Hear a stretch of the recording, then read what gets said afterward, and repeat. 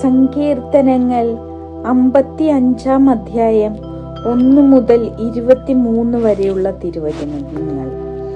സ്നേഹിതനാൽ വഞ്ചിക്കപ്പെട്ടവൻ.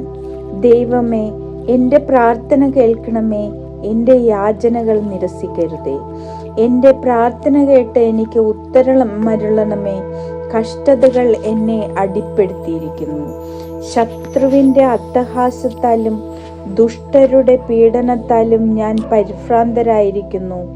അവർ എന്നോട് ദ്രോഹം ചെയ്യുന്നു, കോപത്തോടെ എനിക്കെതിരെ ശത്രുത പുലർത്തുന്നു. എൻ്റെ ഹൃദയം വേദന കൊണ്ട് പിടയുന്നു, മരണഭീതി എൻ്റെ മേൽ നിപതിച്ചിരിക്കുന്നു. ഭയവും വിറയലും എന്നെ പിടികൂടിയിരിക്കുന്നു, പരിഭ്രാന്തി എന്നെ ഗ്രസിച്ചിരിക്കുന്നു. ഞാൻ പറഞ്ഞു, പ്രാവിനെ പോലെ ചിറകുണ്ടായിരുന്നെങ്കിൽ ഞാൻ പറന്നുപോയി വിശ്രമിക്കുമായിരുന്നു. ഞാൻ വിദൂരങ്ങളിൽ ചുറ്റിത്തിരിയുമായിരുന്നു, വിജനതയിൽ ഞാൻ വസിക്കുമായിരുന്നു. കൊടുങ്കാറ്റിൽ നിന്നും ചുഴലിക്കാറ്റിൽ നിന്നും ബന്ധപ്പെട്ട് അകന്ന് സങ്കേതം തേടുമായിരുന്നു. കർത്താവെ, അവരുടെ ഉദ്യമങ്ങളെ പരാജയപ്പെടുത്തണമേ, അവരുടെ ഭാഷകളെ ഭിന്നിപ്പിക്കണമേ. നഗരത്തിൽ ഞാൻ അക്രമവും കലഹവും കാണുന്നു. രാവും പകലും അവർ അതിൻ്റെ മതിലുകൾ ചുറ്റി നടക്കുന്നു.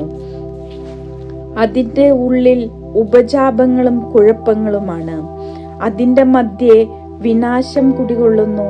അതിൽ തെരുവുകളിൽ നിന്ന് മർദ്ദനവും വഞ്ചനയും വിട്ടുമാറുന്നില്ല. ശത്രുവല്ല എന്നെ നിന്ദിക്കുന്നത്, ആയിരുന്നെങ്കിൽ ഞാൻ സഹായിക്കുമായിരുന്നു.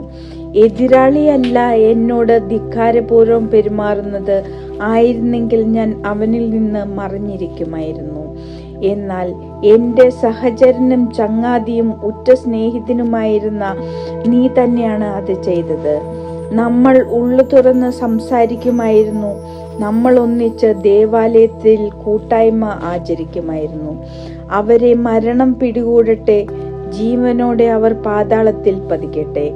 അവരുടെ ഭവനത്തിൽ അവരുടെ ഹൃദയത്തിൽ തിന്മ കുടികൊള്ളുന്നു. ഞാൻ ദൈവത്തെ വിളിച്ചപേക്ഷിക്കുന്നു, കർത്താവ് എന്നെ രക്ഷിക്കും. സന്ധ്യയിലും പ്രഭാതത്തിലും മധ്യാഹ്നത്തിലും ഞാൻ ആവലാതിപ്പെട്ട് കരയും, അവിടുന്ന് എൻ്റെ സ്വരം കേൾക്കും. ഈ യുദ്ധത്തിൽ അനേകർ എനിക്കെതിരെ അണിനിരക്കുന്നു, അവിടുന്ന് എന്നെ കാത്തു പരിപാലിക്കും. അനാദികാലം മുതലേ സിംഹാസനസ്ഥനായ ദൈവം എൻ്റെ പ്രാർത്ഥന കേട്ട് അവരെ ലജ്ജിതരാക്കും. എന്തെന്നാൽ അവർ കൽപ്പന പാലിക്കുന്നില്ല, ദൈവത്തെ ഭയപ്പെടുന്നുമില്ല. എൻ്റെ കൂട്ടുകാരൻ തൻ്റെ സുഹൃത്തുക്കൾക്കെതിരായി കൈനീട്ടി, അവൻ തൻ്റെ ഉടമ്പടി ലംഘിച്ചു.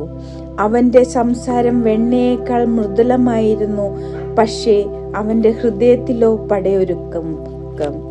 അവൻ്റെ വാക്കുകൾ എണ്ണയേക്കാൾ മയമുള്ളവ, എന്നാൽ അവ ഉറയൂരിയ വാളുകൾ ആയിരുന്നു. നിന്റെ ഭാരം കർത്താവിനെ ഏൽപ്പിക്കുക, അവിടുന്ന് നിന്നെ താങ്ങിക്കൊള്ളും. നീതിമാൻ കുലുങ്ങാൻ അവിടുന്ന് സമ്മതിക്കുകയില്ല. ദൈവമേ, അങ്ങ് അവരെ അത്യഘാതത്തിലേക്ക് തള്ളി വീഴ്ത്തും. രക്തദാഹികളും വഞ്ചകരും ആയുസ്സിന്റെ പകുതി എത്തുകയില്ല. എന്നാൽ ഞാൻ അങ്ങയിൽ ആശ്രയിക്കും.